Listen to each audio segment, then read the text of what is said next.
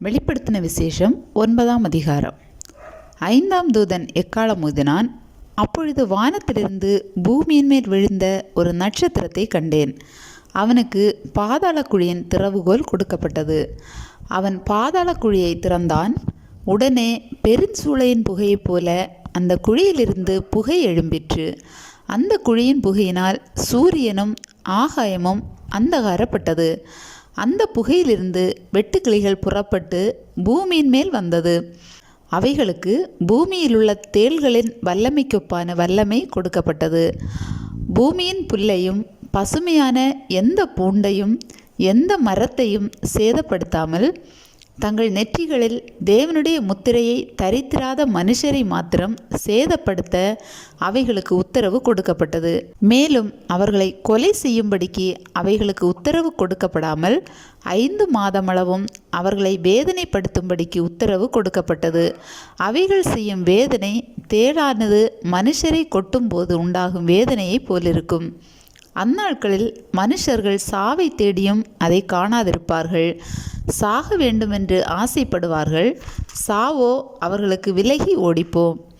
அந்த வெட்டுக்கிளிகளின் உருவம் யுத்தத்திற்கு ஆயத்தம் பண்ணப்பட்ட குதிரைகளுக்கு ஒப்பாய் இருந்தது. அவைகளுடைய தலைகளின் மேல் பொன்மயமான கிரீடம் போன்றவைகள் இருந்தன. அவைகளின் முகங்கள் மனுஷருடைய முகங்கள் போலிருந்தன.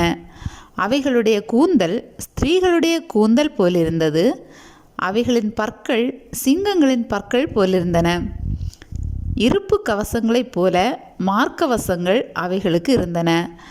அவைகளுடைய சிறகுகளின் இரைச்சல் யுத்தத்திற்கு ஓடுகிற அநேகம் குதிரைகள் பூண்ட இரதங்களின் இரைச்சலுக்கு ஒப்பாயிருந்தன. அவைகள் தேள்களின் வாள்களுக்கு ஒப்பான வாள்களையும் அந்த வாள்களில் கொடுக்குகளையும் உடையவைகளாய் இருந்தன. அவைகள் 5 மாதமளவும் மனுஷரை சேதப்படுத்துவதற்கு அதிகாரம் உடையவைகளாய் இருந்தன. அவைகளுக்கு ஒரு ராஜன் உண்டு. அவன் பாதாளத்தின் தூதன். எபிரேயு பாஷையிலே அபெத்தோன் என்றும் கிரேக்கு பாஷையிலே அப்பெல்லியோன் என்றும் அவனுக்கு பெயர். முதலாம் ஆபத்து கடந்து போயிற்று. இவைகளுக்கு பின்பு இன்னும் 2 ஆபத்துகள் இதோ வருகிறது. 6ஆம் தூதன் எக்காளம் ஊதினான்.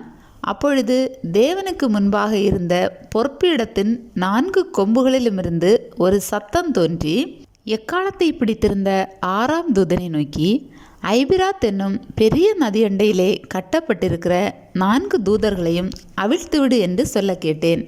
அப்பொழுது மனுஷரில் 1/3 பங்கை கொல்லும்படிக்கு 1 மணி நேரத்திற்கும் 1 நாளுக்கும் 1 மாதத்திற்கும் 1 வருஷத்திற்கும் ஆயத்தமாக்கப்பட்டிருந்த அந்த 4 தூதர்களும் அவிழ்த்து விடப்பட்டார்கள். குதிரை சேனைகளாகிய இராணுவங்களின் தொகை 20 கோடியாய் இருந்தது. அவைகளின் தொகையை சொல்ல கேட்டேன். குதிரைகளையும் அவைகளின் மேல் ஏறியிருந்தவர்களையும் நான் தரிசனத்தில் கண்ட விதமாவது, அவர்கள் அக்கினி நிறமும் நீல நிறமும் கந்தக நிறமுமான மார்க்கவசங்களை உடையவர்களாய் இருந்தார்கள்.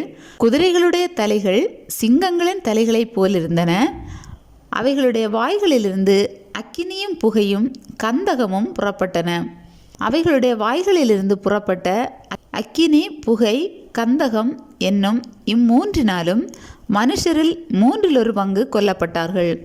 அந்த குதிரைகளின் வல்லமை அவைகளுடைய வாயிலேயும் வாள்களிலேயும் இருக்கிறது. அவைகளுடைய வாள்கள் பாம்புகளுக்கு ஒப்பானவைகளாயும் தலைகள் உள்ளவைகளாயும் இருக்கிறது. அவைகளாலே சேதப்படுத்துகிறது. அப்படி இருந்தும் அந்த வாதைகளால் கொல்லப்படாத மற்ற மனுஷர்கள் பேய்களையும் பொன் வெள்ளி செம்பு கல் மரம் என்பவைகளால் செய்யப்பட்டவைகளையும் காணவும் கேட்கவும் நடக்கவும் மாட்டாதவைகளுமாய் இருக்கிற விக்கிரகங்களையும் வணங்காதபடிக்கு தங்கள் கைகளின் கிரியைகளை விட்டு மனம் திரும்பவும் இல்லை. தங்கள் கொலை பாதகங்களையும் தங்கள் சூனியங்களையும் தங்கள் வேசித்தனங்களையும் தங்கள் களவுகளையும் விட்டு மனம் திரும்பவும் இல்லை.